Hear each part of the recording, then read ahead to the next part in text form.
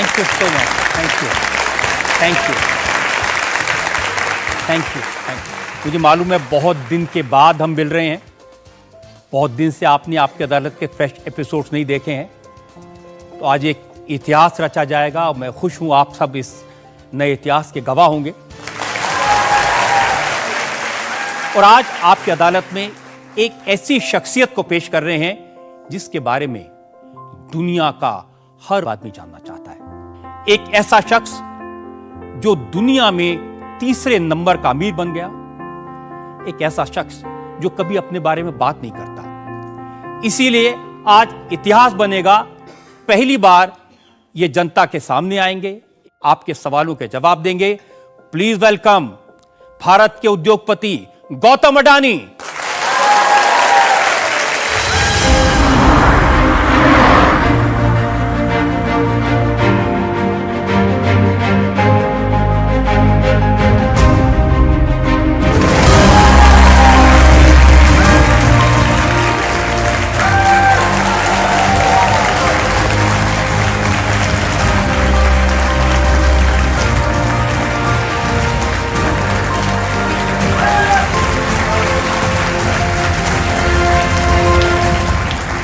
गौतम अडानी पर आज के इस खास मुकदमे के लिए हमारी जज भी खास हैं, जो ऐसे इंस्टीट्यूशन को हेड करती हैं जहां पर बिलियनर बनाए जाते हैं, जहां पर करोड़पति अरबपति बनाए जाते हैं।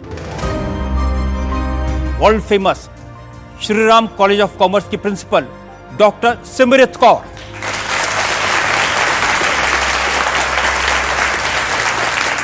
Thank you. मुकदमा शुरू करें इससे पहले डॉक्टर सिमरत कौर आपकी इजाजत चाहेंगे आज की कार्रवाई शुरू की जाए? बिल्कुल शुरू की जाए। तो इससे पहले कि मैं गौतम भाई आप पर इल्जाम लगाऊं, आपसे सवाल पूछूं, मैं जनता को बताना चाहता हूं गौतम अडानी के बारे में।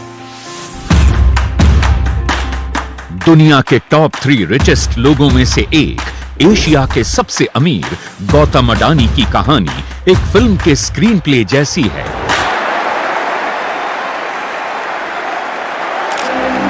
एक साधारण चौल से अपनी लाइफ को शुरू करने वाले गौतम अडानी ने वेल्थ के मामले में बिल गेट्स और वॉरेन बफेट को पीछे छोड़ दिया है।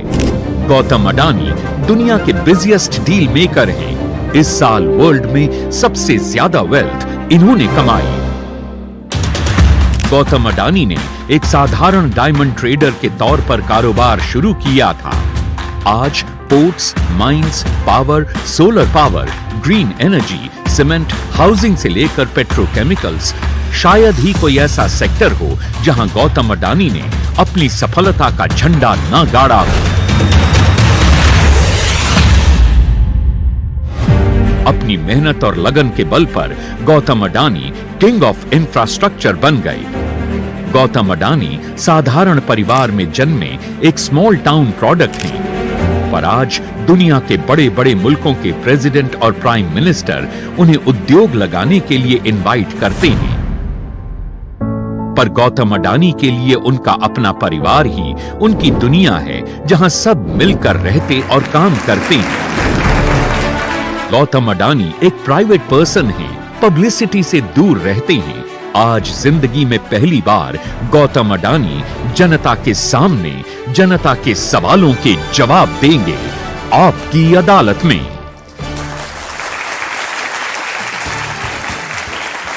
आपकी अदालत में पहला इल्जाम जाने माने उद्योगपति गौतम अडानी। आपकी अदालत में सबसे चर्चित उद्योगपति गौतम अडानी पर इल्जाम है कि इन्होंने पैसा कमाने का फॉर्मूला छुपा कर रखा है। गौतम भाई, भगवान से तो सब मांगते हैं कि थोड़ा हमें भी दे दे, लेकिन लगता है ऊपर वाला सिर्फ आपकी सुनता है। मैं कई दिन से रिसर्च कर रहा हूं कि भाई आपकी वेल्थ कितनी है, हर रोज बढ़ जाती है, और लगता है जब तक आपकी अदालत खत्म होगा आप 1000-2000 करोड़ रुपए और बढ़ा देंगे उसमें। तो फॉर्मूला क्या है, कैसे कमाते हैं? रजत भाई, पहले तो मैं आपका और आपके दर्शकों का आपकी अदालत में आपने मौका दिया तो मैं उसका शुक्रगुजार हूँ।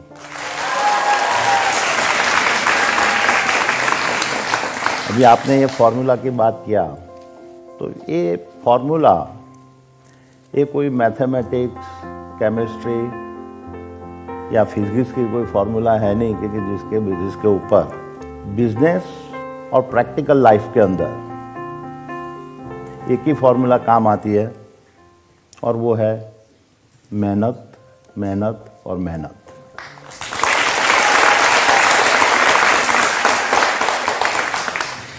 और मैं देखता हूं कि मेरे में मेरी फैमिली का सपोर्ट, मेरे सीनियर लोगों का सपोर्ट, मेरी टीम का सपोर्ट और सबसे ऊपर भगवान का आशीर्वाद और उनकी कृपा मेरे पे रही है। मैं नियत से काम करता हूं और मैं मानता हूं कि यही वजह है और उसका कोई शॉर्टकट नहीं है। ये कोई भी सक्सेसफुल आदमी होने के लिए आप नियत और मेहनत और बाकी आप ऊपर वाले के ऊपर छोड़ दो, और वही एक फॉर्मूला है। अब देखिए ऊपर वाले पर भी कितना छोड़े गौतम भाई। दिसंबर 2021 में आपकी वेल्थ थी 9,62,322 करोड़। दिसंबर 2022 में साल भर में 18,64,579 करोड़। एक साल में 9 लाख करोड़ रुपए ऊपर वाला कितना दे रहा है? शेर रजत भाई, मैं तो ये आंकड़े की माया जाल में नहीं पड़ता हूँ। मेरे लिए मेजर बात वो है कि मैं देश के बदलाव के लिए मैं क्या कर सकता हूँ, और ऐसे देखने जाऊँ कि आंकड़े क्यों बढ़े हैं, तो मैं देख रहा हूँ कि देश पूरा एक तरक्की के मार्ग के ऊपर जा रहा है। और मैं पूरा विश्वास के साथ कहता हूँ कि भारत की जो आज पोजीशन है और जो आने वाले 20 से 30 साल में जो पोजीशन होगी, वो उसको कोई रोक नहीं पाएगा। देखिए जो फिगर्स हैं ना, थोड़े आश्चर्य में डालने वाले हैं। आप हर रोज 1600 करोड़ रुपए कमाते हैं, हर घंटे की कमाई 67 करोड़ रुपए है। तो ये जो कमाने की आदत है बचपन से थी या जवानी में शौक आया? देखो रजत जी, मैंने आपको वही भी बोला है कि मैं आंकड़ों के पीछे और उसके पीछे मैं कभी भागा नहीं हूँ। मैं 15 साल का था, 10वीं कक्षा पास करके ऐसे फैमिली के ऐसे संजोग बने कि जो मैं पढ़ाई पूरा किए बिना, ग्रेजुएशन किए बिना मैं मुंबई के लिए निकल पड़ा। वो सफ़र 4 साल का रहा और उसके बाद में वापस अहमदाबाद आया। बॉम्बे ने मेरे को काफ़ी चीज़ें सिखाई, हार्ड वर्क कैसे करना है सिखाया, और उसके बाद में ये मेरी बिजनेस की जर्नी चालू हुई। मिडिल क्लास फैमिली थी, बिजनेस की फैमिली थी, बिजनेस में से आए थे, और एक जुस्सा था 15 साल का, 19 साल का लड़का, और उसमें मेरे फैमिली के बिजनेस के अलावा मेरे को कुछ और करने की एक अंदर से एक प्रबल इच्छा थी। मेरी फैमिली ने काफ़ी मेरे को सपोर्ट किया और उसके बेसिस के मैं आगे निकला। मूडी बहुत कम थी, वो मूडी के अंदर मेरे को आगे चलाना था। मुश्किल काफ़ी थी, काफ़ी लोग एस्टैब्लिश थे, लेकिन मैं देखता हूँ कि मेरी ज़िंदगी में अलग अलग टाइम में कई लोगों ने मेरे को मेरी सफलता पाने के लिए मेरे को सपोर्ट किया है, और मैं आज देखता हूँ कि आज जो भी हूँ वो उसकी वजह से हूँ। पढ़ाई में आपके दोस्त मुझे बताते हैं आप काफ़ी तेज थे, लेकिन आपने बीच में पढ़ाई छोड़ दी? नहीं, मैं पढ़ाई में होशियार था। मैं इंजीनियरिंग टेक्निकल सब्जेक्ट रखा था, मैथ्स में भी अच्छा था, पर ऐसे संजोग आए कि मैंने बोला कि पढ़ाई को बाद में देखेंगे, और मैं बिजनेस के रास्ते में चला गया। अब गौतम भाई, आपके चक्कर में बहुत सारे लोग पढ़ाई छोड़ देंगे कि पढ़ाई छोड़ने से पैसा बनता है।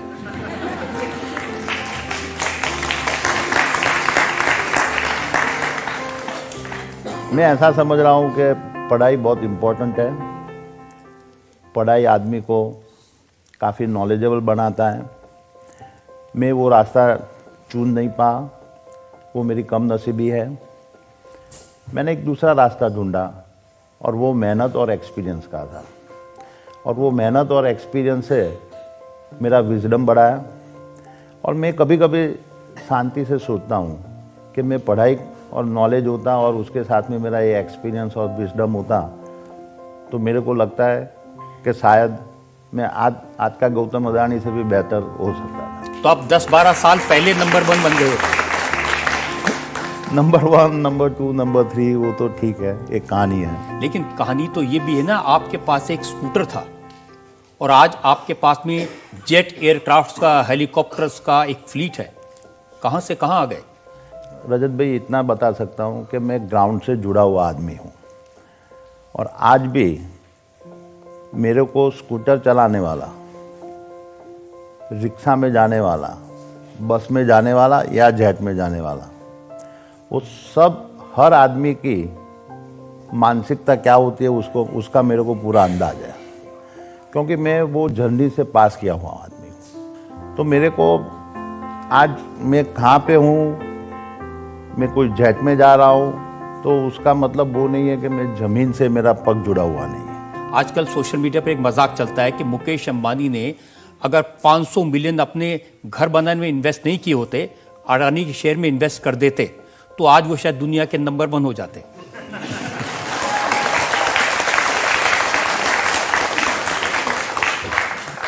देखो, सोशल मीडिया में रजत भाई ऐसा है कि काफ़ी क्रिएटिविटी चलती है, लोगों को उसको एंटरटेनमेंट भी मिलता है। मैं उससे ज़्यादा उसमें कुछ नहीं देख रहा हूँ।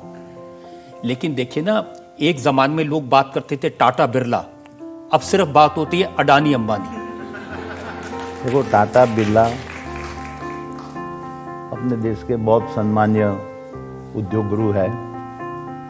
उन्होंने देश के लिए और देश को बनाने के लिए काफ़ी कुछ किया हुआ है और आज भी कर रहे हैं। तो हर ग्रुप का एक आगे पीछे आता है और मैं समझ रहा हूँ कि इंडिया की सबसे बड़ी ताकत ऐसी है कि हम कितने और नए नए उद्योग गुरु को खड़ा किया जाए, और वही पूरी अपने भारत की ताकत है। आपने पैसा कमाया, बड़े बने, तो इसमें खतरे भी कुछ ज़्यादा होते हैं। कोई भी बिजनेस कोई रिस्क फ्री नहीं होता है। आप कितना कैलकुलेटिव रिस्क लेते हो, वो रिस्क लेने की आपकी खुद की क्षमता कितनी है। और ऐसा मैं नहीं बोलूँगा कि आज मैं जो जिस जगह पे हूँ और मेरे को मुश्किलों का सामना नहीं करना पड़ा है, पर आपके दिल में एक परसिवियरेंस होना चाहिए कि हर मुश्किलें आएगी, हर अच्छा वक्त आएगा, हर बुरा वक्त आएगा, आप उसमें किस तरह से अड़ग होके रहते हो और उसके फिर भी आप मुकाम को आगे लेके जाने के लिए पूरी मेहनत कर रहे हो। अब आपकी 1-2 मुश्किलों की बात करना चाहता हूँ। एक वक्त में आपको किडनैप कर लिया था और जान पर बनाई थी। देखो, वो बहुत अच्छा बनाव नहीं था, पर हर कोई के लाइफ में कुछ न कुछ ऐसे बनाव बन जाते हैं जिसको भूल जाते हैं, जल्दी भूल जाते हैं, वही अच्छा होता है। मैं सोचा आप कभी भूलेंगे नहीं, कभी वो मिलेगा तो उसको ठीक कर देंगे। मेरा एक स्वभाव है कि हर चीज़ को, हर परिस्थिति को कैसे जल्दी से जल्दी एडप्ट कर लो, क्योंकि जो अपने हाथ में नहीं है और उसकी ज़्यादा बहुत चिंता करके वो उसको कंटिन्यूअसली अपने माइंड में रखना, वो मेरी आदत नहीं है। जिस दिन मेरा किडनैप हुआ था, मेरे को दूसरे दिन किडनैपर ने छोड़ा, मैं आज वो बता सकता हूँ कि वो दिन शाम रात को भी मैं अच्छी तरह से सोया था, तो मेरे को कभी वो प्रेशर नहीं आया था। एक बार और आपने मौत का सामना किया 26/11 के दिन, जब आतंकवादियों ने हमला किया ताज पे, आप ताज होटल में थे, वो याद है? पूरा याद है, और मेरे सामने ही मैंने टेररिस्ट को देखा था और उन्होंने पहला जब राउंड फायर किया था वो मेरी आंख से मैंने देखा था। और मैं तो ये भगवान का शुक्रगुजार हूँ कि मैंने मेरी लाइफ में ऐसे 2 हिस्से देखे कि जहाँ मैंने मौत बहुत नज़दीक से देखा था। और ये भगवान का एक आशीर्वाद समझो कि जिसमें से मेरे को बाल बाल बचाया था। 26/11 की वो रात पूरे देश ने देखी थी और आज भी याद करते हैं तो सिहर जाते हैं। आपने तो बहुत करीब से देखा। नहीं, वो दिन में ताज होटल के अंदर हमारे दुबई से फ्रेंड आए थे, वो दुबई पोर्ट वर्ल्ड के CEO, उनके साथ में डिनर कर रहा था मसाला क्राफ्ट रेस्टोरेंट में, और तब ये हादसा हुआ था। 10 बजे करीब ये हादसा हुआ। उसके 5 मिनट पहले होटल का बिल भी पेड कर दिया। हम खड़े हो गए और हमारे फ्रेंड की और इच्छा डिस्कशन करनी थी तो वापस कॉफ़ी पीने के लिए वापस बैठे, और वही टाइम पे ये हादसा हुआ। और मैं कभी कभी सोचता हूँ कि समझो बिल पे करके मैं लॉबी में होता तो शायद मैं वहाँ पे फंस जाता। और वहाँ बैठ गए तो हम रेस्टोरेंट के अंदर थे। और मैं आज बोल सकता हूँ कि जो ताज ग्रुप के हर कर्मचारी ने, इवन वेटर, और जिस तरह से उन्होंने काम किया था, ऐसा डेडिकेशन बहुत कम ऑर्गेनाइजेशन में दिखा था। छूटे कैसे वहाँ से? पूरी रात में वहाँ फंसा था। उस ताज होटल के कर्मचारियों ने मेरे को ऊपर के कमरे में उनके पीछे के रास्ते से किचन की साइड से ऊपर चैम्बर में लेके गए थे। पूरी रात वहाँ पे था। सुबह में करीब 7 बजे जब कमांडो आए और उनको मालूम था कि यहाँ पे काफ़ी लोग फंसे हुए हैं, तो ये कमांडो ने वहाँ से हमको पूरा प्रोटेक्शन देके होटल से बाहर निकाला था। और ऐसे दूसरे दिन सुबह में करीब 7:30-8 बजे मैं निकला था। बहुत भाई, ईश्वर आपको लंबी उम्र दे, जीवन में ऐसा कभी फिर देखने को न मिले, ये हमारी दुआ है। लेकिन मेरे इल्ज़ाम बहुत सारे हैं आपकी अदालत में। अगला इल्ज़ाम गौतम अडानी। आपकी अदालत में सबसे बड़े उद्योगपति गौतम अडानी पर आरोप है कि ये एहसान फरामोश हैं। गौतम भाई, जब आपका नाम आता है ना तो लोग कहते हैं नाम ही काफी है, गौतम अडानी। और एक शख्स है हमारे देश में जिन्होंने पिछले 8 साल में बड़ी मेहनत से आपको लोकप्रिय बनाया है। वो हर रोज आपका नाम लेते हैं। नाम तो सुना होगा, राहुल।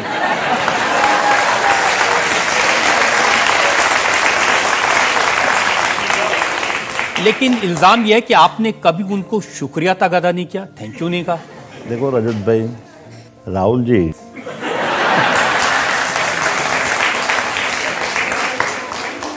कांग्रेस पार्टी के वरिष्ठ नेता है, और मेरे को लगता है कि एज अ इंडस्ट्रियलिस्ट मैं उनके बारे में कोई टिप्पणी करूं वो अच्छा नहीं है। वो सम्मानीय नेता है और मैं देखता हूं कि वो भी देश की प्रगति चाहते हैं।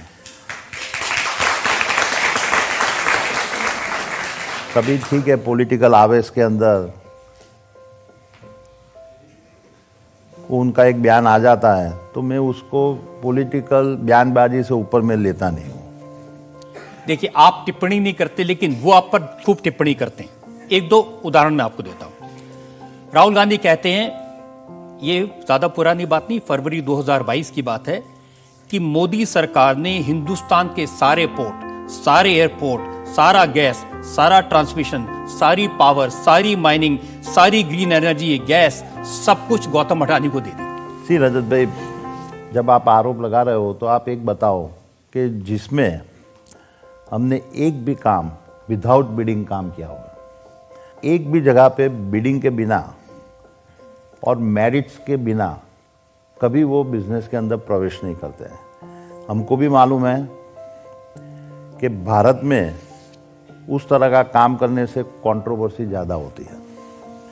तो मेरी पूरा अडानी ग्रुप की एक फिलॉसफी रही है कि कोई भी चीज़ विदाउट बिडिंग अपने को टच नहीं करने का है। तो आइदर मेरा पोर्ट्स होवे, एयरपोर्ट्स होवे, रोड होवे, पावर हाउस होवे, एक भी बिजनेस हमने विदाउट बिडिंग काम नहीं किया है। ये तो बात ऐसी है कि आप परीक्षा के अंदर आप 1 नंबर पे आ गए तो बोलता है कि 1 नंबर पे आप कैसे आ गए। तो कोई कहेगा पर्चा लीक कर दिया होगा इनको। हाँ, तो वो आक्षेप होना चाहिए। आज हमारे ऊपर वो आक्षेप इवन राहुल जी ने भी नहीं डाला है कि भाई क्योंकि ये बिडिंग प्रक्रिया के अंदर के कोई गड़बड़ी है और वो गड़बड़ी की वजह से आपको ये मिला हुआ है। आक्षेप क्या है आपको बताता हूं। उनका कहना है कि ये सारा का सारा जो पैसा है जो आप इन्वेस्ट करते हैं अलग अलग इंफ्रास्ट्रक्चर के प्रोजेक्ट्स में, ये सारा का सारा बैंकों से लिया हुआ लोन है और 2 लाख करोड़ रुपए का लोन है गौतम अडानी के ऊपर, और ये सारा जनता का पैसा है जिससे आप माल बनाते हैं। ये रजत भाई, आपने ये अच्छा प्रश्न पूछा है। मैं आपको बताऊं कि इंफ्रास्ट्रक्चर आप प्रोजेक्ट बनाते हो तो कोई भी इंफ्रास्ट्रक्चर प्रोजेक्ट एक आप बैंक की डेट होता है और उसके ऊपर आप इक्विटी लगा रहे हो। 30 से 40% आपको अपना पैसा लगाना है, 60% से 70% आपको बैंक का कर्ज लेना होता है। सवाल वो है कि आप जो कर्ज लेते हो वो कर्ज में आपकी रेटिंग क्या है। आज मैं आपके माध्यम से ये बताना चाहता हूँ कि हमारे कर्ज के अंदर अदानी ग्रुप एक ही ग्रुप इंडिया में है जिसकी साख, और वो साख कोई पॉलिटिकल और कोई बैंक नहीं देती है, वो इंडिपेंडेंट रेटिंग एजेंसी उसको देती है और वो पूरा का पूरा तुम्हारा फाइनेंशियल एनालिसिस करके देती है और जिसके बेसिस के ऊपर जिसको लोन देना हो वो लोन देते हैं। और वो साख इवन इंडिया की भी होती है, जितनी इंडियन बैंक की भी होती है और उसमें हर कॉरपोरेट की भी होती है। आज ये अदानी ग्रुप के हर कंपनी जो इंडिया की खुद की रेटिंग है यानी भारत की, उसके बराबर है, which is a sovereign rating. जब भी अदानी ग्रुप को इतनी डिसिप्लिन और रेटिंग है कि आज तक मेरे 25 साल के इतिहास में हमने कभी एक दिन का कभी पेमेंट डिले हुआ है या इंटरेस्ट में कोई कटौती हुई है।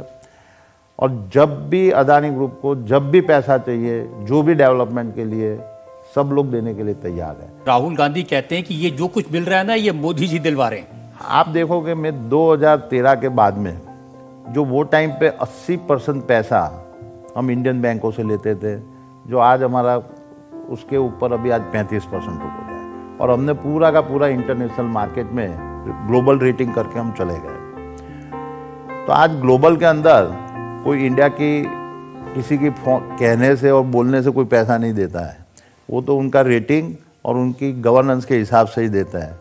और मैं आपको बताना चाहता हूँ कि हमारे हर कंपनी की रेटिंग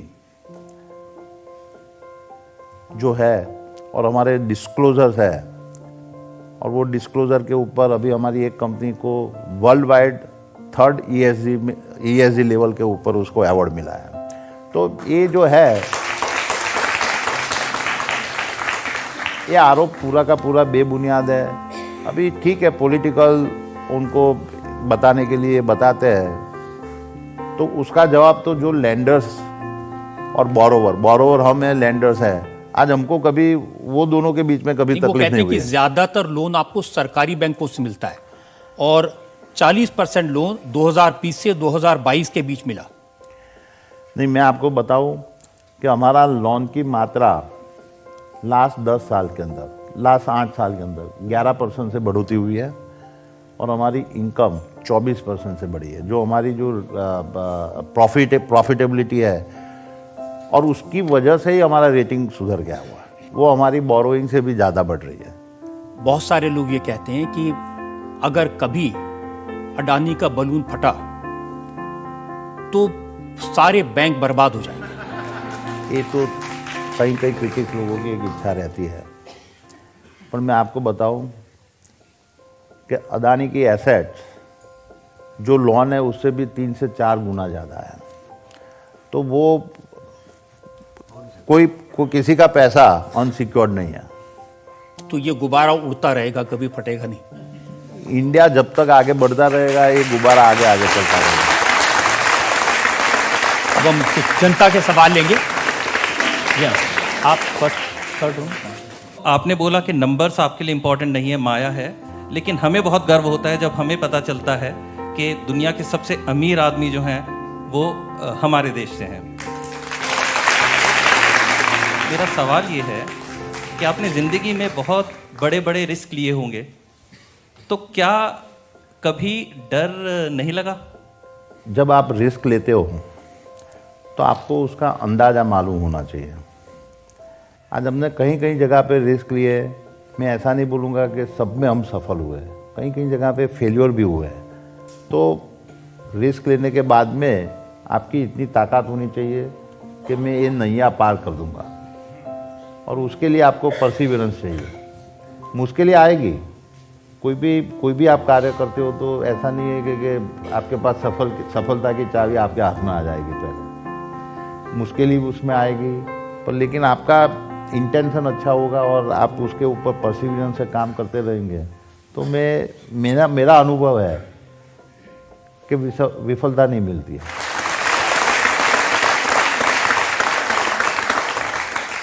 राहुल गांधी एक और आरोप ये लगाते हैं कि मोदी जी इतना सपोर्ट करते हैं मुंद्रा पोर्ट ट्रस्ट से, जो आपका पोर्ट है, पहला पोर्ट जो आपने बनाया था, 2021 के सितंबर में वहां से 20,000 करोड़ रुपए की ड्रग्स पकड़ी गई। 2022 में मई में 500 करोड़ की ड्रग्स पकड़ी गई, और फिर जुलाई 2022 में 375 करोड़ की ड्रग पकड़ी गई। और वो पूछते हैं कि कौन है जो बचा रहा है अडानी को। मैं तो देखता हूँ कि ये जो ड्रग्स पकड़ा है, तो आपने कभी उस तरह से सोचा कि ये ड्रग्स ये पकड़ा, वो बहुत अच्छी बात है। और कोई भी ड्रग्स आज जाता है तो इमीडिएटली पकड़ में आ जाता है। उसका मतलब वो नहीं है कि पहले ड्रग्स का कारोबार नहीं हुआ होगा, पर लेकिन आज मैं अपनी हर एजेंसी को बधाई देना चाहता हूँ, चाहे वो कस्टम्स होवे, पुलिस होवे, DRI होवे, कि उन लोगों ने अच्छी तरह से काम करके इस तरह के ड्रग की स्मगलिंग करने वाले को पकड़ लिया है। और मेरे पास में जब हम पोर्ट चलाते हो तो हमारे पास कोई दूसरा पावर नहीं होता है कि एक्सेप्ट जो सरकार बोलती है इतना ही काम करने का। पोर्ट चलाते हो तो आपका खाली कार्गो चढ़ाना और उतारना, आपके पास कोई पुलिसिंग का पावर नहीं है, कोई इंस्पेक्शन का पावर नहीं है, कोई अरेस्ट करने का पावर नहीं है। वो काम सरकार की अलग अलग एजेंसियां करती है। तो ये लोगों को गुमराह करने की बात है। और अच्छा, ये जो भी पकड़ा है वो सरकार के पास में पूरी की पूरी खबर आती है कि ये कौन करवाता है, कौन भिजवाता है, कैसे आता है, और सरकार ने सबको दबोच लिया है। लेकिन इल्जाम राहुल गांधी, कांग्रेस पार्टी ये लगाते हैं कि बार बार ड्रग्स पकड़ा गया, लेकिन सरकार ने, सरकारी एजेंसियों ने अडानी से, उनके किसी आदमी से पूछताछ तक नहीं की। नहीं, वो गलत है। जब कोई भी इन्वेस्टिगेशन होता है तो वो 360 डिग्री का इन्वेस्टिगेशन होता है, और उसमें तो पूछताछ तो होती है। वो ऐसा कुछ नहीं होता है कि सरकारी लेवल पे कोई पूछताछ को बाईपास करते हैं। तो मैं ऐसा नहीं मानता हूँ कि भाई उसमें अडानी ग्रुप को उन्होंने कुछ ऐसा किया है या कोई स्पेशल ट्रीटमेंट दिया है। जैसे आपकी वेल्थ को कैलकुलेट करने में, हिसाब रखने में दिक्कत हुई, ऐसा मुझे दिक्कत हुई राहुल गांधी के आरोपों का हिसाब रखने में। 8 साल से हर रोज 2-3 आरोप लगा देते हैं। रजत भाई, मेरे को ऐसा लगता है आप राहुल जी की बात करके वापस मेरे को राहुल जी से आप झगड़ा करवा देंगे।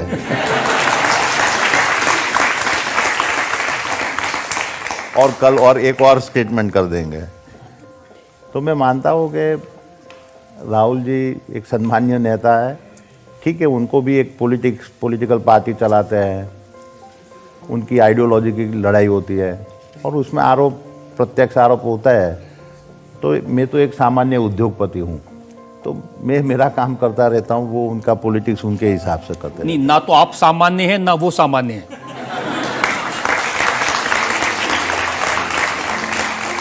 और देखिए उन्होंने क्या कहा, उनको इस बात से भी प्रॉब्लम है कि जो नरेंद्र मोदी स्टेडियम है, वो कहते हैं उसमें जो क्रिकेट की पिच है, एक एंड का नाम अडानी एंड क्यों है?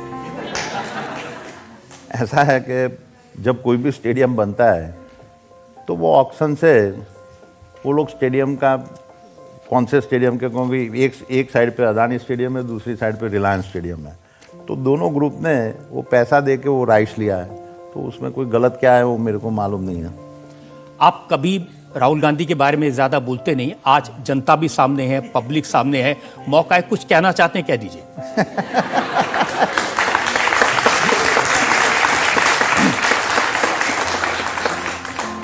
2014 के चुनाव के बाद में, वो चुनाव के वक्त और उसके बाद में जो कंटिन्यूअसली राहुल जी ने हमारे पे अटैक किया है, तो उससे आप लोगों को भी अदानी कौन है वो जानने का मौका मिला और उसकी वजह से मैं आज यहाँ पे हूँ।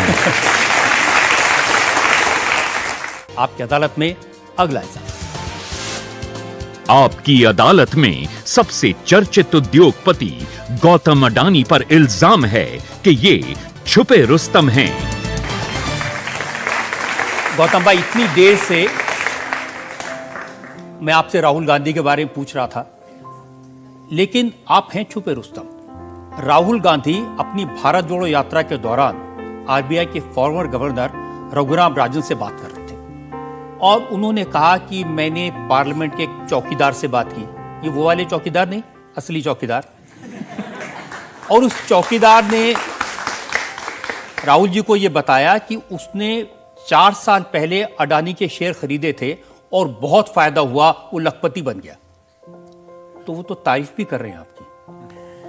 नहीं, उनके कौन से संदर्भ में वो चर्चा हो रही होगी मेरे को मालूम नहीं है, पर मेरे लिए कोई भी आम आदमी, वो छोटा निवेशक है या बड़े है, जब वो अदानी ग्रुप में इन्वेस्ट करने के बाद में जब वो पैसा कमा रहा है, तो उससे ज़्यादा मेरे को और क्या खुशी हो सकती है। और उसका मेरे ख्याल से राहुल जी ने तो बहुत नेचुरल वे पे बात किया होगा और उसमें तो जो भी आउटकम आया होगा वो हमारे फेवर के लिए था या नहीं था वो मेरे को मालूम नहीं है।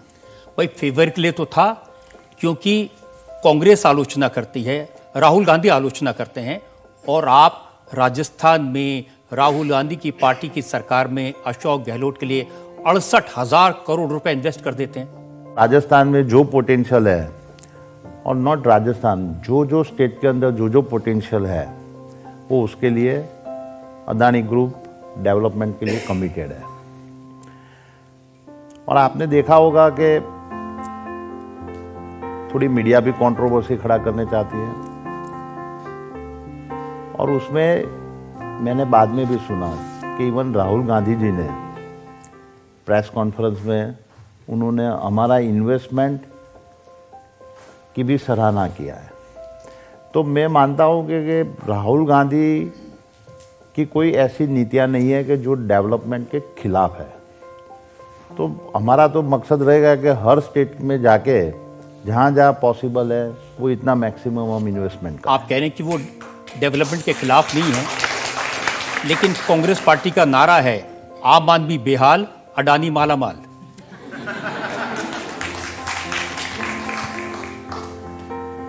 देखो, पॉलिटिकल आप नैरेटिव कुछ भी निकालो, अल्टीमेटली आप मेरे को एक बताओ कि उनका आरोप में एक है पॉलिटिकल स्टेटमेंट और एक है रियली जेन्युइन आरोप। लेट पब्लिक डिसाइड करे, आप डिसाइड करोगे कि हम जो काम करते हैं उसमें रियली ये सच्चाई क्या है। आज मुझे लगता है डिसाइड हो ही जाएगा गौतम भाई, क्योंकि देखिए, एक तरफ तो कांग्रेस आलोचना करती है, दूसरी तरफ अशोक गहलोत आपको इनवाइट करते हैं। मैंने जिक्र किया कि 68,000 करोड़ का इन्वेस्टमेंट।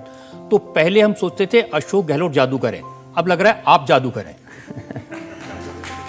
अशोक गहलोत जी की अभी की सरकार नहीं, उसके अगली टर्म की सरकार में हमने राजस्थान में मेजर लेवल पे इन्वेस्टमेंट करने का निर्णय किया। अशोक गहलोत जी की सरकार ने हमारे को पावर प्रोजेक्ट के लिए लैंड प्रोवाइड किया, माइनिंग के लिए एमडीओ के कॉन्ट्रैक्ट्स हुए और सब बिडिंग के थ्रू हुआ है। ऐसा भी नहीं है कि कोई बिडिंग के बाहर किया है। और उन्होंने पॉलिसी अंतर्गत जो भी हेल्प किया है वो पॉलिसी के अंतर्गत किया हुआ है। उनकी नीतियाँ बहुत क्लियर थी। और जब आप सीरियस प्लेयर है और आप पॉलिसी के अंदर मांग रहे हैं, तो मैं मानता हूं कि आज कांग्रेस की यानी अशोक गहलोत जी की कांग्रेस की सरकार नहीं, हम इवन केरला में लेफ्ट गवर्नमेंट के साथ भी काम कर रहे हैं, ममता दीदी के साथ भी काम कर रहे हैं, इवन नवीन पटनायक जी, जगन, इवन केसीआर, तो हर स्टेट के अंदर हम काम कर रहे हैं। और जो जो अलग अलग सरकारें हैं, रीजनल पार्टी की भी है, कांग्रेस की भी है, लेफ्ट पार्टी भी है, तो मैं आज दावे के साथ बोल सकता हूँ कि हमको कोई भी सरकार से तकलीफ नहीं पड़ी है। तो स्टेटमेंट और वो सब एक उनकी अलग जगह पे है, और जब आप सीरियस प्लेयर है इंफ्रास्ट्रक्चर के लिए कि जो आप हर स्टेट को जो वादा कर रहे हो और वो वादे के हिसाब से आप डेवलपमेंट कर रहे हो, तो मेरे को आज तक कोई भी सरकार में कोई डिफिकल्टी नहीं पड़ी है। लेकिन गौतम भाई, इंप्रेशन तो ये है आप सिर्फ वहां इन्वेस्ट करते हो जहां मोदी जी की सरकार है, जहां बीजेपी की सरकार है वहीं आपको ज्यादा प्रोजेक्ट मिलते हैं। नहीं, इसलिए मैं बोलता हूँ कि आज हम Adani group is really happy कि हम आज 22 स्टेट के अंदर काम कर रहे हैं और सब जगह बीजेपी की सरकार नहीं है। हमको कोई एक भी सरकार के साथ में ऐसी शिकायत नहीं है कि जहां हमको मदद नहीं मैंने फिगर्स निकाले हैं, आंध्र प्रदेश में 60,000 करोड़, उड़ीसा में 57,000 करोड़, पश्चिम बंगाल में 35,000 करोड़। लेकिन इसके बावजूद लोग कहते हैं मोदी अडानी का चौकीदार है, लोग कहते हैं कि मोदी ने अडानी को बनाया। देखो, ये बहुत कम लोग ऐसे स्टेटमेंट करते हैं जो जिनको मोदी जी से डिफिकल्टी है या आइडियोलॉजिकल मारामारी है। पर मेरा अनुभव ऐसा बोल रहा है कि ज़्यादा से ज़्यादा लोग वो मोदी को चाहते हैं और अदानी के डेवलपमेंट में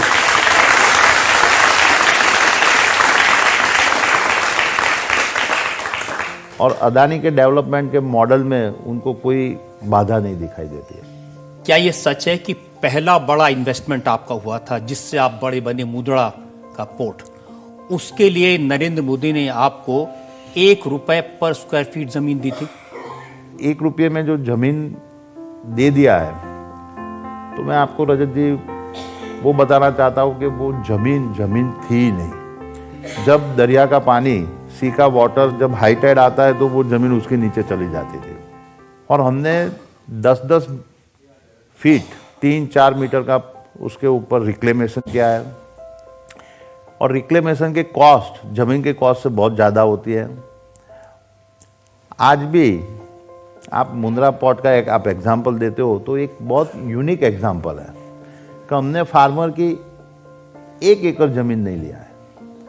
तो आज वहाँ पे इतना बड़ा इन्वेस्टमेंट, पोर्ट और इंफ्रास्ट्रक्चर आने के बाद में ज़मीनों के दाम बढ़े।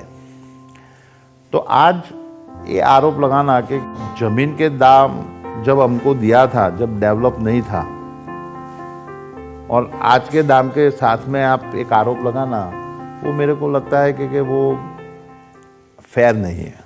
आपके दोस्त कहते हैं कि जब वो ज़मीन डेवलप हो रही थी तो सुबह 4 बजे उठ के आप एक गाड़ी में बैठ के धक्के खाते हुए वहाँ जाते थे रोज़। रजत भाई, ऐसा है कि आप मेहनत और लगाव से काम नहीं करेंगे तो इंफ्रास्ट्रक्चर प्रोजेक्ट ऐसे खड़ा नहीं होते, और उसके लिए आपको जी जान, और मैं ये अकेला मैं नहीं, मेरे इतने सहकर्मचारी मेरे साथ तालमेल लगा के काम किए थे, तब ये मुंद्रा पोर्ट आज खड़ा हुआ है।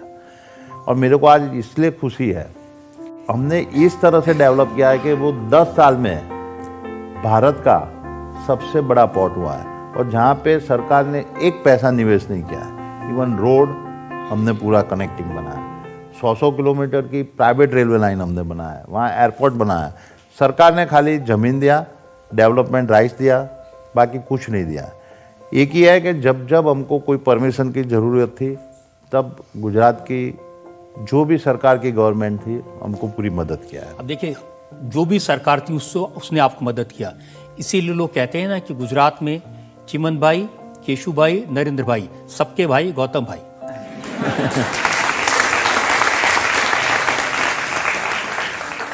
जी रजत भाई, मैं आपको बताऊं कि ये अदानी ग्रुप का अनुभव नहीं है। गुजरात में जो उद्योगपति है सबका सेम अनुभव है, क्योंकि गुजरात की गवर्नमेंट आज से नहीं, इवन माधव सिंह के टाइम से भी और उसके पहले से भी वो इंडस्ट्रीज फ्रेंडली है। तो जो भी नीतियाँ बनती है वो इंडस्ट्रीज को अट्रैक्शन करने के लिए बना है, क्योंकि अदरवाइज गुजरात में कोई रिसोर्सेज नहीं है। ड्रॉट एवरी 2-3-4 साल में ड्रॉट होता था। ये नर्मदा का कैनाल का पानी आने से पहले वो परिस्थिति थी, और उसके बावजूद भी इंडस्ट्रियलाइजेशन में आगे थे। और जब हमारा जन्म नहीं हुआ था उसके पहले भी गुजरात आगे था। तो ऐसी बात नहीं है कि ये अदानी के लिए कोई स्पेशल फेवर हुआ है। आप कह रहे हैं कि आपने किसान की 1 इंच भी जमीन नहीं ली। अभी थोड़े दिन पहले अरविंद केजरीवाल गए थे गुजरात में, काफी बार गए हैं, और वो कहते हैं कि जिस किसान को 50 लाख रुपए एकड़ मुआवजा मिलना चाहिए था, गौतम भाई ने उसको 1 लाख रुपए एकड़ देके टरका दिया। देखो रजत भाई, ऐसा आरोप होता तो फॉरगेट अबाउट केजरीवाल, वो फार्मर खुद ही आरोप कर लेता। आज तक आपने कभी सुना है पेपर में भी कि कोई फार्मर ने हमारे खिलाफ में गुजरात के कोई एक्विजिशन के लिए कोई फरियाद किया है? तो डरते तो नहीं आपसे? आज तक हमने मुंद्रा में एक भी जमीन फार्मर से लिया नहीं। जो भी जमीन लिया वो सरकारी अनसर्वेड लैंड, जिसके ऊपर पानी समुद्र का आ जाता था, वो ज़मीन को हमने रिक्लेमेशन करके वहाँ पे डेवलपमेंट किया है। और वो डेवलपमेंट आज इतना 50,000 1 लाख करोड़ का इन्वेस्टमेंट की वजह से ज़मीनों के दाम आसमान पे चले गए, और उसका पूरा का पूरा आज वो फार्मर को मिल रहा है। और आज मेरे को सबसे ज़्यादा खुशी है कि अदानी ग्रुप मुंद्रा में इसलिए डेवलप ज़्यादा ने ज़्यादा कर पा रहा है कि पूरा का पूरा वहाँ के फार्मर्स और वहाँ के कम्युनिटी के साथ तालमेल से डेवलपमेंट हो रहा है। अब गुजरात के फार्मर से तो मेरी कभी बात नहीं हुई, लेकिन जो दिल्ली में आंदोलन कर रहे थे वो कह रहे थे नरेंद्र मोदी ये तीनों कृषि कानून लाए थे अडानी को फायदा पहुंचाने के लिए।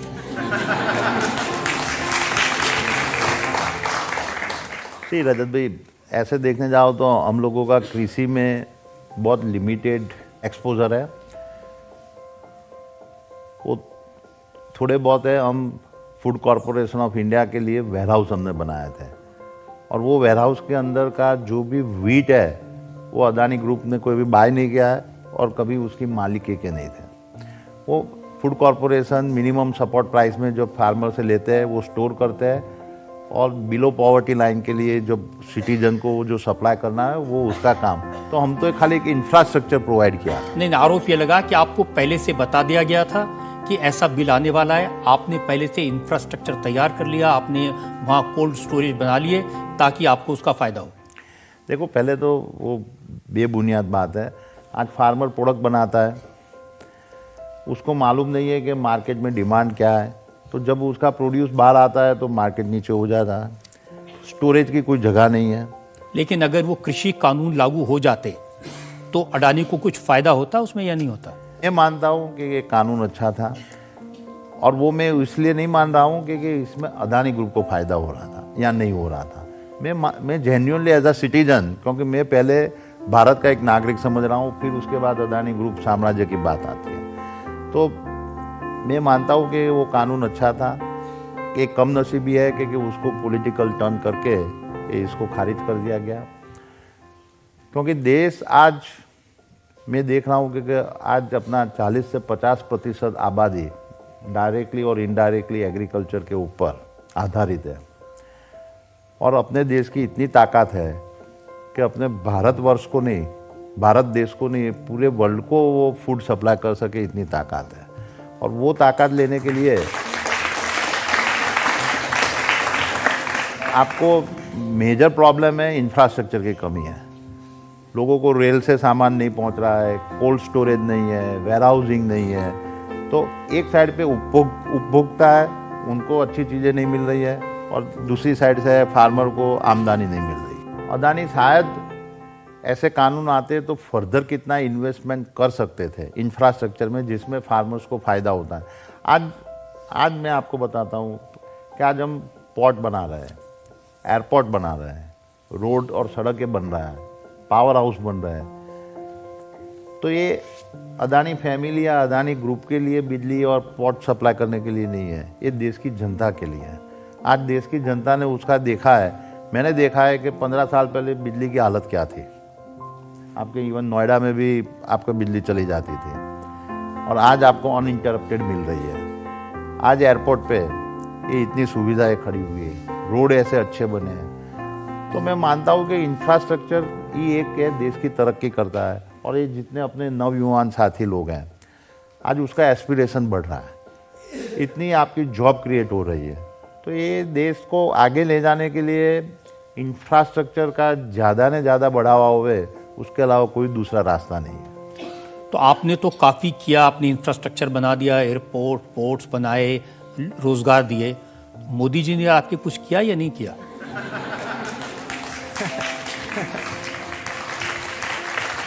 मोदी जी के पास में आप कोई पर्सनल हेल्प नहीं ले सकते हो, आप नीति विषयक बात कर सकते हो, आप देश के हित में देश को किस तरह से आगे बढ़ाने के लिए ग्राउंड लेवल पे क्या हो रहा है आप उसकी चर्चा कर सकते हो।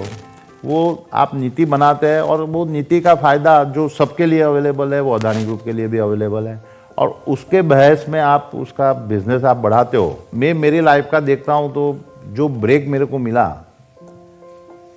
वो पहले राजीव गांधी की सरकार ने दिया जिससे हम ग्लोबल ट्रेडिंग हाउस बन पाए। दूसरा ब्रेक मिला मेरे को जिसके वजह से नरसिंह राव जी की सरकार थी और उन्होंने पब्लिक प्राइवेट पार्टनरशिप के लिए डेवलपमेंट के ऊपर आगे बढ़ा और एक देश को पूरा इंडस्ट्रियलाइजेशन की नई दिशा दिखाई। और तीसरा मेरे को केसूबी की गवर्नमेंट ने मिला। आपकी बात सही है कि मोदी जी ने भी वो टाइम पे, क्योंकि मोदी जी 12 साल के लिए वहाँ पे मुख्यमंत्री रहे और मैं गर्व से आज बोल सकता हूँ कि हमको बहुत एक अच्छा अनुभव मोदी सरकार में भी हुआ है। लोग ये जानना चाहेंगे ना कि ये सिर्फ अडानी जी अमीर होते जाएंगे या देश भी कभी अमीर होगा?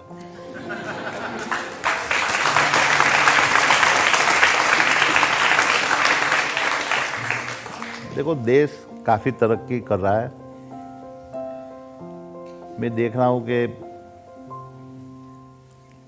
पहले $1 ट्रिलियन की इकोनॉमी अपनी आज़ादी के बाद आज 75 ईयर्स अमृत महोत्सव में अपने पसार हो रहे हैं, वो 58 साल में $1 ट्रिलियन की इकोनॉमी बनी थी।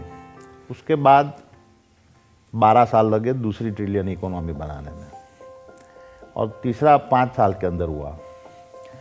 और मैं देख रहा हूँ कि जिस तरह से अपने यूथ की एस्पिरेशनल बढ़ रही है और जिस तरह से भारत विश्व के अंदर जो पोजीशन में है, आज ये $3 ट्रिलियन की इकोनॉमी 2050 तक $30 ट्रिलियन से इकोनॉमी से भी आगे बढ़ेगी।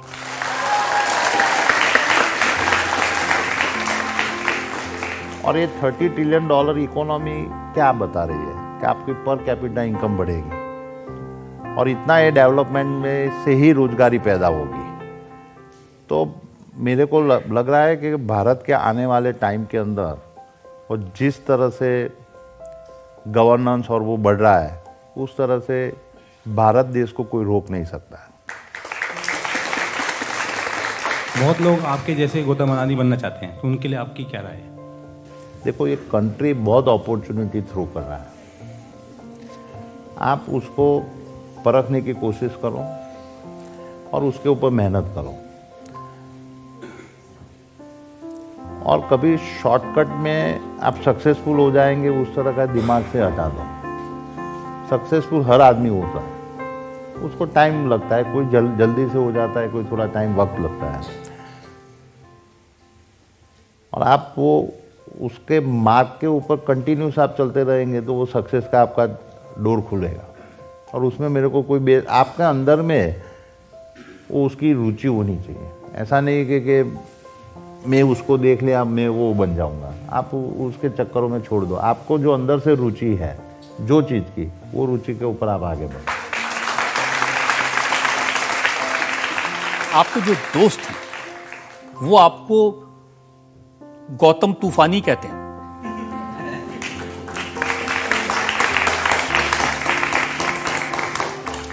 दोस्त तो अलग अलग नामों से बताते रहते हैं, पर मैं ऐसा तूफानी नहीं हूँ।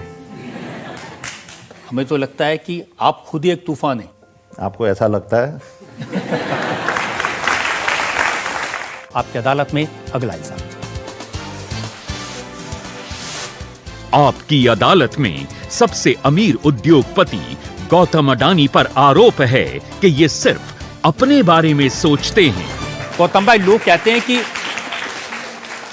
इतना पैसा कमा लिया, इतनी वेल्थ कमा ली, जरा दूसरों गरीबों के बारे में भी सोच लीजिए। जी रजत भाई, मैं जब, क्योंकि मैं तो ग्राउंड से आया हुआ आदमी है, तो मेरे को मेरी हर प्रोसेस के अंदर आम आदमी ऑलवेज नज़र में होते हैं। अभी मैं एक उदाहरण देता हूँ कि मेरी 60th बर्थडे अभी जून 6 महीने पहले हुई। तो हम लोग फैमिली मेंबर्स बैठे थे उसके 10 दिन पहले, और फैमिली मेंबर बात कर रहे थे कि मेरे को क्या गिफ्ट दे रहे 60th बर्थडे को। तो मैंने बोला कि आपको जो मेरे को गिफ्ट ही देना है, तो अपनी जो फैमिली की वेल्थ है उसमें से 60,000 करोड़ आप फाउंडेशन को दे दें। और मेरे को खुशी वो बात की है कि अकेला ये मेरी खाली मेरी बात नहीं है, मेरे पूरे फैमिली के। और बहुत हर्ष के साथ में उन्होंने बोला कि ये तो बहुत बढ़िया आइडिया है, और उन्होंने ये दे दिया। अभी 60,000 करोड़ कुछ ज्यादा नहीं दे दिया आपने? जितना भी अंदर से आपकी इच्छा है, मनोबल इच्छा है, आप वो उसकी पूरी करो। तो जब हमने ये 60,000 करोड़, तो वही टाइम पे सोचा कि अभी ये 60,000 करोड़ तो चलो फाउंडेशन में डाल दिया, अभी उसका करेंगे कैसे, क्या उसका उपयोग करेंगे। तो हमने 3 सेक्टर पकड़ा के हेल्थ, एजुकेशन और स्किल डेवलपमेंट। और ये तीनों के ऊपर अभी एक्सपर्ट के साथ में चर्चा करके आप देखेंगे कि 2-3 महीने के अंदर हम उसका बड़ा अनाउंसमेंट और उसका किस तरह से यूज़ कर रहे हैं कि जिससे एक गरीब में गरीब आदमी और नीचे लेवल के आदमी को उसका कैसे फ़ायदा होगा। और उसकी पूरी मेरी मंशा है कि उसका किस तरह से उसका सदुपयोग हो सके।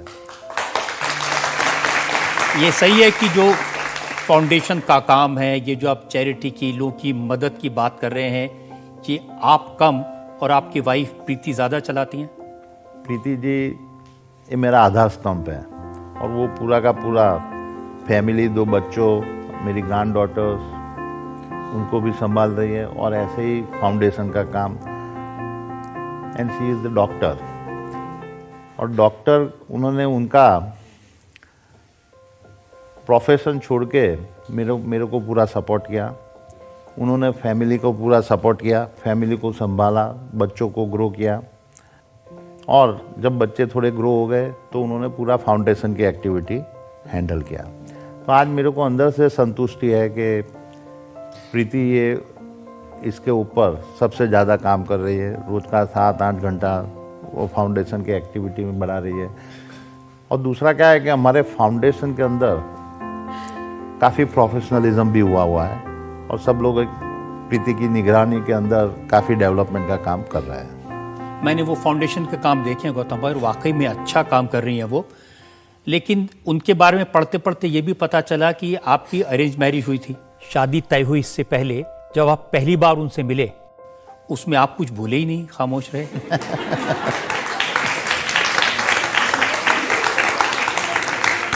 ऐसे भी मैं रजत जी, मैं बहुत साय आदमी हूँ, और मैं अनपढ़ आदमी और वो डॉक्टर, तो नेचुरली थोड़ा मिसमैच तो था ही।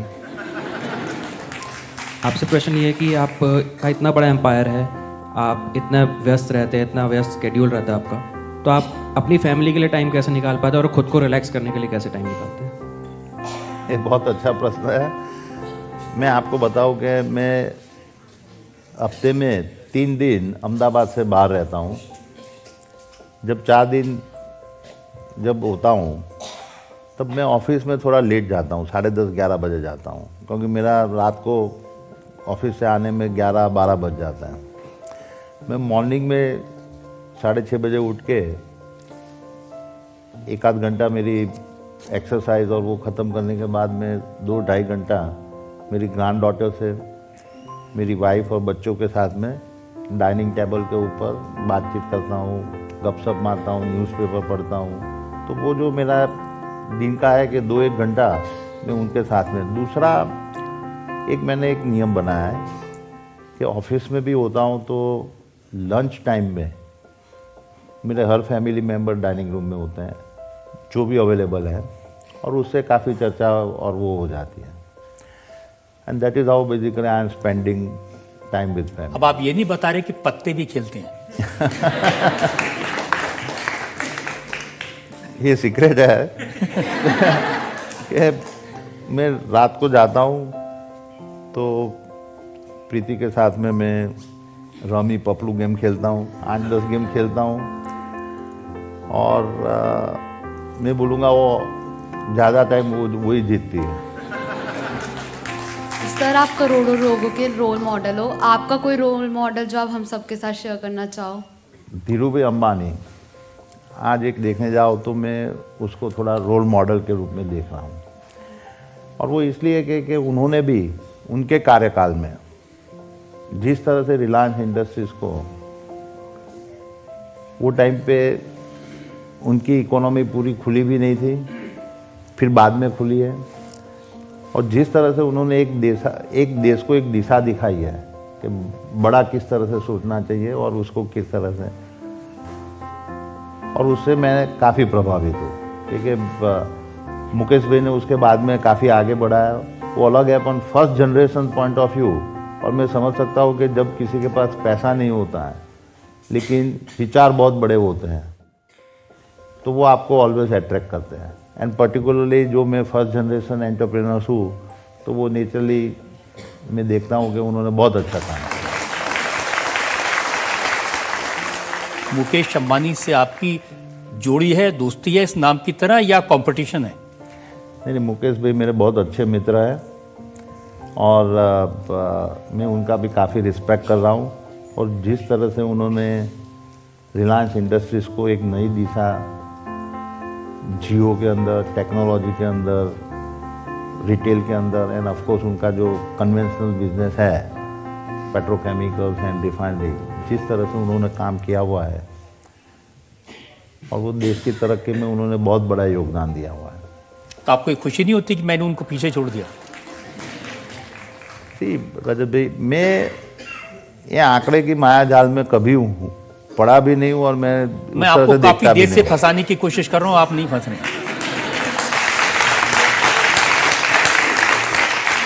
अब जो बड़े बड़े लोग आपके पास आते हैं, अब मैंने देखा कि ब्रिटेन के प्राइम मिनिस्टर आपके ऑफिस में आए, सिंगापुर के डिप्टी प्राइम मिनिस्टर आपके यहाँ आए, तो फिर उनको कैसे हैंडल करते हैं?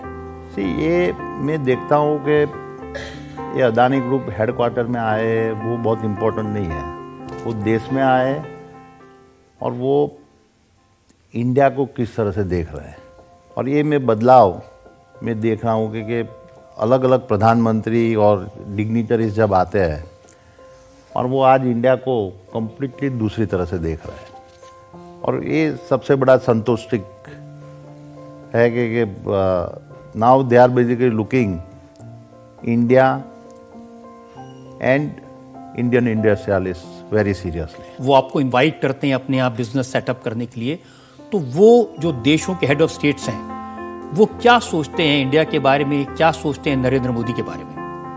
मैंने एक देख रहा हूँ ये नरेंद्र भाई की खासियत, और वो था कि how to use our Indian diaspora. आज ऐसी बात नहीं थी कि इंडियन डायस्पोरा नरेंद्र मोदी जी जब प्रधानमंत्री बने तभी हुआ है, वो पहले से इतने सालों से थे। दूसरे प्रधानमंत्री के सामने उन्होंने ये देखा कि ये प्लेटफॉर्म को किस तरह से बेहतर यूज़ करें, और उसने सरकारी कोई खर्चे के बिना, आप अमेरिका जाओ या कोई भी कंट्री में जाओ, आप 50,000 पब्लिक आप इकट्ठा होती है, और वो संगठित मात्रा में जब ये सिटीजन्स इकट्ठा होते हैं तो उसकी वैल्यू और उसकी रिस्पेक्ट उन्होंने कम्प्लीटली दूसरी तरह से वो बनाई है। और आज उसका फ़ायदा हर सिटीजन, जो इवन वहाँ के सिटीजन है, इंडियन ओरिजिन है, आज उनको भी मिला है। आज इंडियन को मैं देख रहा हूँ कि कंप्लीटली डिफरेंट रिस्पेक्ट से देख रहा है।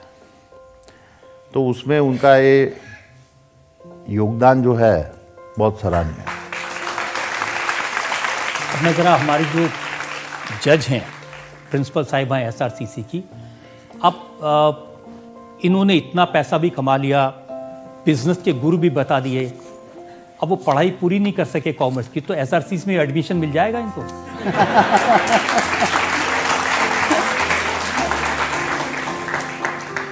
100%। जिस दिन आप कॉमन एंट्रेंस एग्जाम में 100% लाएंगे, 100% आपको SRCC में एडमिशन मिलेगा। On a very serious note, आपको कोई क्या पढ़ाएगा सर? आपके बारे में तो हम इंस्टीट्यूशंस में पढ़ाते हैं।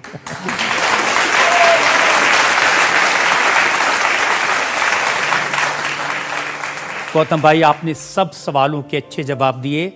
आज के बाद कोई ये नहीं कह सकता कि गौतम भाई बोलते नहीं हैं। बोलते भी हैं, अच्छा बोलते हैं। आमतौर पर जो मेरे एक्यूज होते हैं उनकी मैं कम तारीफ करता हूं, लेकिन वाकई में आप एक बड़े दिल के आदमी हैं और आपने बहुत अच्छे जवाब दिए।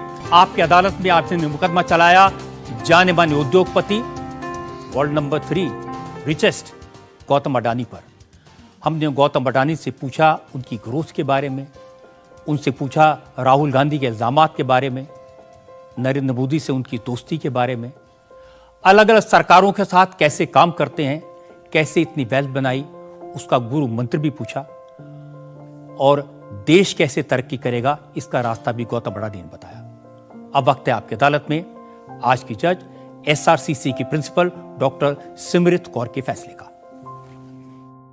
सबसे पहले तो मैं बताना चाहूँगी कि रजत जी ने अदालत में आपके ऊपर बहुत गंभीर इल्ज़ामात लगाए, लेकिन आपने तर्क का सफलतापूर्वक जवाब दिया। पहला था, वो कहते हैं आप बोलते नहीं, आज बुलवाने वाला मिल गया तो आप तो बहुत बोल पड़े। दूसरा, उन्होंने कहा आप वेल्थ का फॉर्मूला छुपा के रखते हैं, सब लोग ये सोचते हैं, और मेरे ख्याल से आधे मिनट के अंदर आपने पूरा फॉर्मूला बता दिया। Hard work, hard work, hard work, support of the family and the blessings of the almighty. और फाइनली सर, 60वें साल पे आपने 60,000 करोड़ दिया। हमारे घर में जब बच्चा होता है तो हम उसका पहला बर्थडे भी मनाते हैं, महीने का, दूसरे महीने का भी मनाते हैं। आपसे दरख्वास्त है कि आप 60 इयर्स एंड 1 मंथ का भी बर्थडे मनाएं।